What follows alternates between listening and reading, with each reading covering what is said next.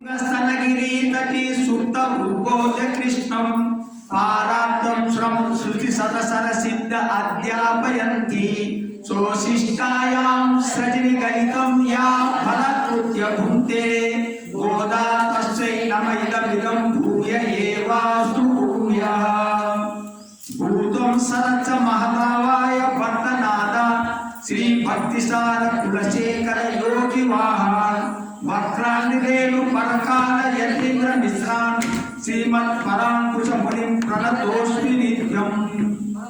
अयो ఓంకారాన్ని మనం మూడు సార్లు జపించుకుందాం. నిటారుగా ఉండండి. ఓంకారం ఒకసారి ఓ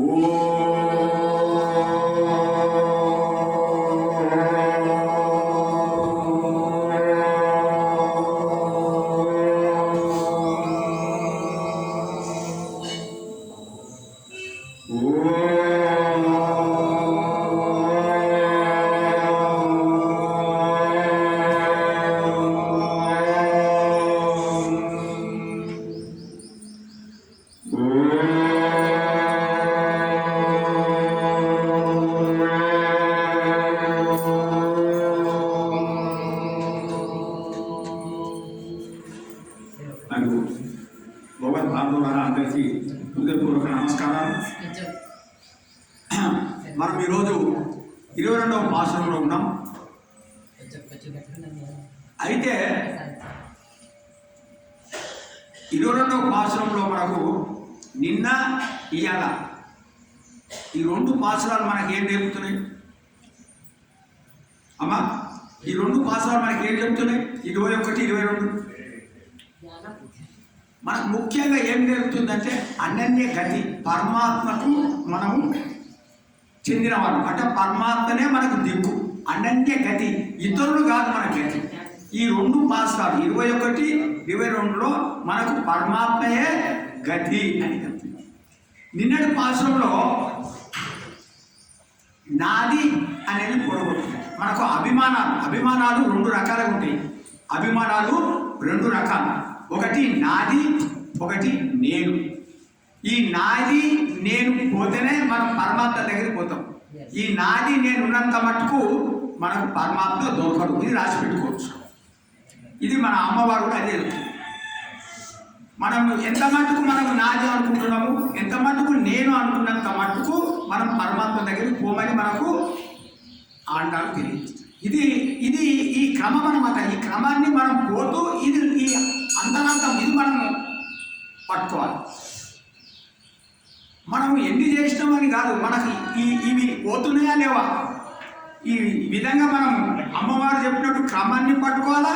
ఇవి ఉన్నటువంటి ఇవన్నీ పొడగొట్టుకోవాలి. ఈ మలినాలు అంటారు, ఇవి పోవాలి. మనం మాతారు ఉనక్కు వలితరంలో వాసార్కన అంటే నిన్న శత్రువులు వాళ్ళ రాజ్యాన్ని వదిలిపెట్టేసి స్వామి పాదాల దగ్గరకు వచ్చినాడు. అదేవిధంగా గోదాదేవి గోపికలు కూడా నిన్న స్వామి పాదాల దగ్గరకు వచ్చినాడు. ఇక్కడ మేమేంటంటే స్వామి దగ్గరకు వస్తున్నాం అని అమ్మవారు చెప్తున్నాయి. అంటే ఇవన్నీ వదులుకుంటా మనం వదులుతున్నామో లేదో మనకు తెలియదు, కానీ ఇవన్నీ వదులుకుంటా గోదాదేవి గోపికలు అయ్యవారి దగ్గరికి వస్తున్నాడు. నిన్న నాది పొడగొట్టుకున్నాడు. ఈరోజు నేను అంటే అహం, నేనే ఇదంతా చేస్తాను, నేను గనుణ్ణి, నేను గొప్పవాణ్ణి, నా అంత అందగాడు లేడు, నా అంత చదువుకున్నవాడు లేడు, నా అంత డబ్బున్నవాడు లేడు. ఇది అహం. ఈ నేను అనేది పోవాలి. ఈ పాత్రంలో నేను అనే దాన్ని పొడగొట్టుకోవడము, ఇంకోటి స్వామివారి యొక్క కటాక్షం మనకు రావాలి. ఈ రెండు ఇందులో చెప్తుంది. ఒకసారి ఈ పాత్రాన్ని అర్థాన్ని తెలుసుకుందాం. అంగను మాన్యలత్తు అరసలు అభిమాన భంగమాయ వందు నిన్ను పల్లి కట్టిల్ కీழே సంగమిరు பார்ப்போர் வந்து தலை பெய்தோம் கிங்கினி வாய் செய்யத தாமர பூ போலே செங்கன் சிறு சிறிதே எம்மேல் விழியாவோ திங்கிலின் ஆதித்யன் மேலிந்தார் போல் அங்கன் இரண்டு கொண்டு எங்கள் மேல் நொக்கிதே எங்கள் மேல் శాపం ఇలిందేలో రెంబావాయ్. అంటే ఇక్కడ అభిమానం, అదే ఇంతకుముందు చెప్పుకున్నాక అభిమానాన్ని వదులుకున్నాం. ఎవరు? అంగన్ అంటే అందమైనటువంటి సుందరమైనటువంటి భూమిని పరిపాలించినటువంటి చక్రవర్తులు, రాజులు. అరిసెలు అంటే రాజు.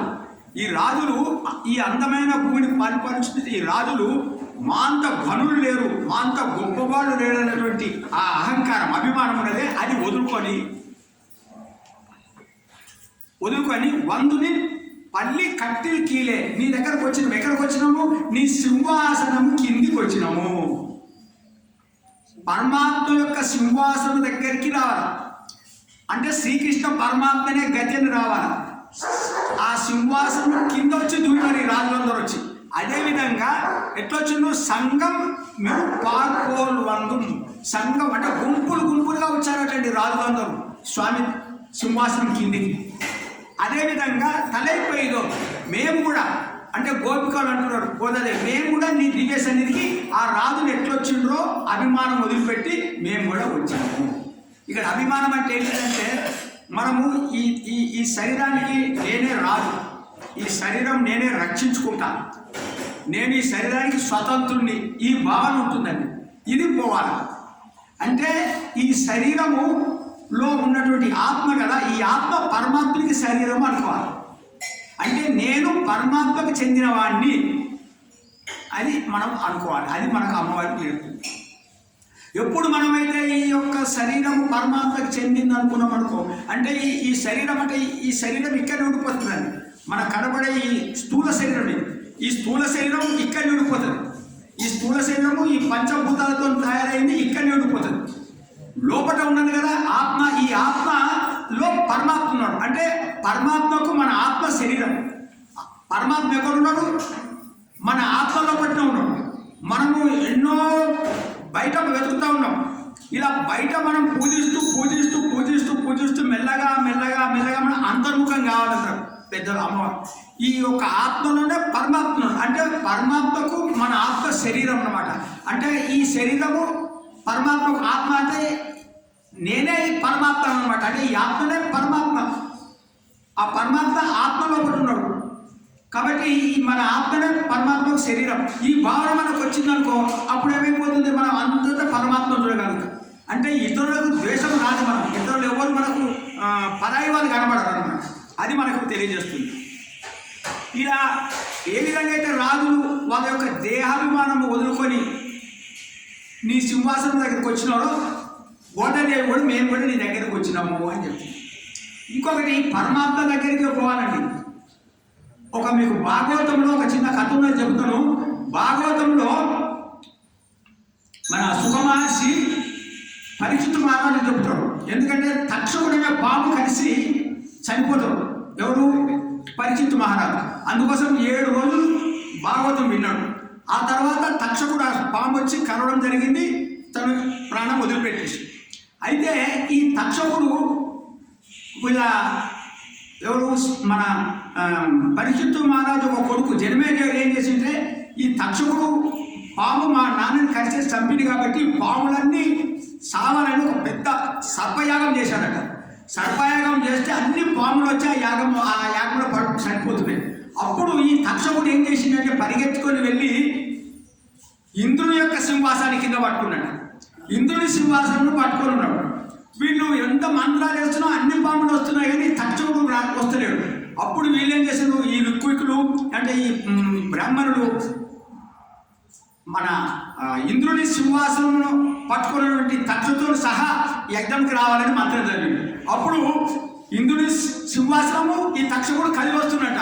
అప్పుడు ఇమీడియట్గా ఇంద్రుడు ఏం చేసినట్ట, అమ్మ నేను కూడా పోయి ఇందులో పడిపోతుందని ఆ పామును తీసి బయటపడేసి అప్పుడు ఆ పాము చనిపోయింది. అంటే ఇంద్రుని దగ్గరికి పోయినటువంటి సింహాసనం కాపాడుతాడు అనుకుంటే తక్షకుడు కాపాడబడలేదు. అంటే ఎక్కడ పోవాలా? మనం అందరము పరమాత్మ దగ్గరికే పోవాలా. ఏ దేవతలు మనల్ని కాపాడలేరు, పరమాత్మ ఒక్కడే కాపాడుతాడు అని ఈ యొక్క భాగవతుల ద్వారా మనం తెలుసుకోవచ్చు. ఈ విధంగా అందరూ వచ్చినట్టు బాగుంది. ఇప్పుడు అమ్మ ఏం కోరుకుంటుంది? మనం ఎంత ప్రార్థన చేసి వచ్చినా కూడా పరమాత్మ యొక్క కృప మన మీద పడాలండి. ప్రార్థన మీరు ఎంతనైనా చేయండి, మనం పూజలు ఎంతనైనా చేయండి, మనం ఎంత చేసినా ఆ కృప ఆ కటాక్షం మన మీద పడాలి. ఆ కృపా కటాక్షము మనం ప్రార్థన చేస్తున్నందుకే పడతానని మనకు ఏది గ్యారెంటీ లేదండి. ఆ పరమాత్మ కృప ఎవరి మీద పడుతుందో వాళ్లకు ఈ యొక్క దేహంలో గొప్పతనము ఆయనను చేరుకోనికి అనుగ్రహం కలుగుతుంది. ఆ కృప కోసం అయితే మనం ప్రార్థన చేయొద్దంటే ప్రార్థన చేస్తూనే ఉండాలి. ఇక్కడ ఏ రకంగా కోరుకుంటున్నాడు చూడండి. ఒక ఏమంటున్నారంటే కింగిని వాయి చేయాల. కింగిని అంటే ఒక ఎద్దు కడతారండి, ఒక మువ్వ అంటారు. ఆ మువ్వకు ఒక చిన్న గీత ఉంటుంది, ఆ గీత లోపల రాయి ఉంటుంది. మువ్వ కింగిని వాయి చేయాలి. అది నోరు కొంచెమే తెలుసుకుంటారు దాన్ని. ఆ గజ్జ అంటారు దాన్ని, ఎద్దు కడతారు. మన గ్రామ వాతావరణంలో తెలిసింది. ఆ చిన్న గీత ఉంటుంది, రాయి ఉంటుంది అనమాట. అది రాయి కనబడుతుంది, చప్పుడైతుంది కానీ బయటికి రాదు. ఆ గజ్జ అట్లుంటారు అనమాట. ఉపమానుడు స్వామి ఎట్లా ఉండాలంటే వీళ్ళు ఉదయం వస్తున్నారు కదమ్మా. ప్రాతకాలం వచ్చినప్పుడు ఆ స్వామి లేస్తున్నప్పుడు ఆ కన్నులట మెల్లగా విప్పారి ఆ నేత్రాలు మన మీద అంటే గోపికల మీద మన గోదాదేవి మీద పడాలని వీళ్ళు ఆశిస్తున్నారండి. అది ముఖ్యం. ఆ స్వామి నిద్రలో ఉన్నాడు కదా, ఆ లేస్తున్నప్పుడట మెల్లగా విప్పుకోవాలండి ఆయన కన్నులు. ఆ విప్పుకున్న కన్నుల యొక్క కాంతి ఈ గోదాదేవి గోపురంలో పడితే అది కటాక్షం. సో అది ఎట్లా అంటే ఆయన కన్నులని ఏ విధంగా ఉపమానం అంటే ఉపమానం మీద ఉపమానం అంటే పోల్చుతున్నది. గోదాదేవి కన్నులు ఎలా ఉండాలని పోల్చుతున్నది. రెండుని తీసుకుంది. ఒకటేమో గజ్జ, ఇంకోటేమో తామర పువ్వు. గజ్జ తామర పువ్వు లాగా ఆయన కన్నులను పోల్చుతున్నది. అంటే ఒక గజ్జతోనే చెప్పొచ్చు కదా, ఒక తామర పువ్వుతోనే చెప్పొచ్చు కదా కన్నులు. రెండుని తీసుకున్నది, ఒకటి గజ్జతోని ఒకటి తామర పువ్వుతోని. ఆ స్వామి కన్నులు ఇట్లా తెరవాలి అని చెప్తుంది. ఎట్లా గజ్జ మెల్లగా ఉంటుంది, చిన్న గీత అన్న రాయి ఉంటుంది. ఆ రకంగా తామర పువ్వు అట తామర పువ్వు పోలే, తామర పువ్వు మాదిరిగా. తామర పువ్వు ఎట్లా ఉండాలంటే ఇది శంగల చిరిచిరితో అంటే తామర పువ్వు మెల్లగా వికసించాలి. తామర రేకులట మెల్లగా వికసిస్తే అన్న ఎర్రగా ఉంటుంది. ఇది దాని కలర్. ఆ తామర పువ్వులు మెల్లగా వికసించినప్పుడు ఎర్రగా ఉంటుంది. ఓ స్వామి అదేవిధంగా శంగం చిరిచిరితే ఎమ్మేలు విలియం. నీ యొక్క కన్నులు కూడా నీ రెప్పలు మెల్లగా విప్పినామనుకో, నీ రెప్పల మధ్యన ఎర్రగా కాంతి ఉంటుంది. ఆ కాంతి మా మీద పడాలి. హరి ఆ కాంతి మన మీద పడాలన్నమాట. ఆ ఎర్రని కాంతి ఆ యొక్క వెలుగు మన యొక్క మీద పడతా ఉంటే ఆ కటాక్షం మనకు దొరుకుతుంది. ఆ విధంగా పొడుస్తుంది అమ్మ. సింగన్ చిరిచిరిదే ఎమ్మేలు విలియావో. ఆ కన్నులు అలా మెల్లగా విప్పుతున్నప్పుడు ఆ ఎర్రని ఆ వాత్సల్యం అంటారు. ఆ ఎర్రని కన్నులు పూర్తిగా విప్పొద్దంట, మెల్లగా విప్పితే ఆ ఎర్రగా ఉన్నటువంటి వాత్సల్యం అనే ఆ కాంతి రేఖలు మన మీద పడితే మంచి అట్లా విప్పాలి. విప్పితే మాకు మంచిదని చెప్తున్నాయి. అయితే అది ఎట్లుండాలా? తింగలు ఆదిత్యులు మెలిందార్పోలు. సూర్యుడు చంద్రుడు అట ఆకాశంలో ఒకటేసారి ఉదయించింది అనుకో.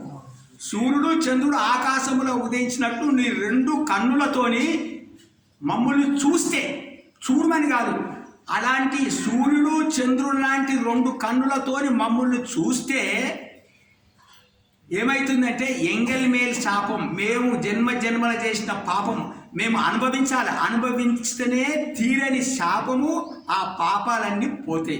నీ యొక్క కటాక్షం అలా చూడాలి. సూర్యుని కాంతి ఎట్లా ఉంటుందండి? చూడలేము మనం. ఆ సూర్యుని కాంతి అంటే మనలోని ఈ విరోధి తత్వాలన్నీ పోవాలి. చంద్రుని కాంతి అంటే మనకు సంతోషం ఇస్తుంది, అలాంటి కాంతి. అయితే పరమాత్మ చూడాలంటుంది అనమాట. మనం పరమాత్మను చూడలేమండి. మనం పరమాత్మని చూడలేము. ఎందుకు? మనం ఉదయించిన సూర్యుడినే చూడలేము. ఉదయించిన సూర్యుడినే ఇప్పుడు 12 గంటలకు ఉదయించిన సూర్యుడు బాగా ఉదయం అప్పుడు చూడగలుగుతాం మనం? చూడలేము. పరమాత్మ 1000 సూర్యాల కాంతితో ఉంటాడు. 1000 సూర్యాల కాంతితో ఉన్న పరమాత్మను మనం ఏం చూస్తాం? మరి ఎప్పుడు చూస్తామంటే ఉదయమున ప్రాతకాలమున ఆ సూర్య తూర్పు దిక్కున కొంచెం వెలుగు వస్తుంది. ఆ వెలుగు వచ్చినప్పుడు అబ్బా అక్కడ సూర్యుడు వస్తుందని చెప్తున్నప్పుడు ఆ సూర్యుడు మెల్లమెల్లగా పైకి వస్తాడే, అది మనం చూడగలుగుతాం. అప్పుడు అంటే పరమాత్మ అనుగ్రహిస్తేనే మనం చూడగలుగుతాం, కానీ మనం పరమాత్మ అనుగ్రహం లేని మనము చూడలేము. ఎందుకంటే మీకు మన గీతలో ఆయన ఇది తన యొక్క విశ్వరూపం చూపెట్టినాడు. విశ్వరూపం చూపెట్టినప్పుడు అర్జునుడికి ఆ కన్నులతోనే చూడలేకపోయాడు. ఏం కన్నులు ఇచ్చినాడు? దివ్య కన్నులు ఇచ్చాడు. అంటే పరమాత్మను చూడాలంటే దివ్య కన్నులు ఇవ్వాలి. పరమాత్మ మాటలు వినాలంటే దివ్య చెవులు ఇవ్వాలి. పరమాత్మ యొక్క ఆయన ఇది స్పర్శ పొందాలంటే ఆయన దివ్య స్పర్శ ఇవ్వాలి. తో మనము దివ్యమైపోతున్నాయి కానీ పరమాత్మని అనుగ్రహం పొందలేము. అందుకోసమే ఆయన అనుగ్రహం ఈ రకంగా ఆయన చూపులు మన మీద ప్రసాదిస్తే మన జన్మల యొక్క పాపం పోతాయి అని ఈ అమ్మవారు కోరుకుంది. అంటే అప్పుడు ఆయన చూడని అంటలేదు, ఇలా చూడాలి ఆయన మన మీద, అప్పుడు మన పాపాలు పోతాయి. ఇది దీనికోసమే మనం ప్రార్థన చేయాలి. ఇదే ఈ అమ్మ క్రమం చెప్పింది. ఈ క్రమంతో మనం పాటిస్తూ ఉండాలి. అంటే మనము భక్తులని సేవించాలా, గురువులని సేవించాలా, మనలో ఉన్నటువంటి నాది నేను అనే అహంకారం వదులుకోవాలా. ఇలా ఒక్కొక్కటి వదులుకుంటూ పరమాత్మను ప్రార్థన చేస్తే పరమాత్మ మనకు అనుగ్రహం దొరుకుతుంది అని విధంగా మనకు అమ్మవారు తెలియజేసింది. హరే నమః, హరే నమః, హరే నమః. సచ్చిదానంద రూపాయ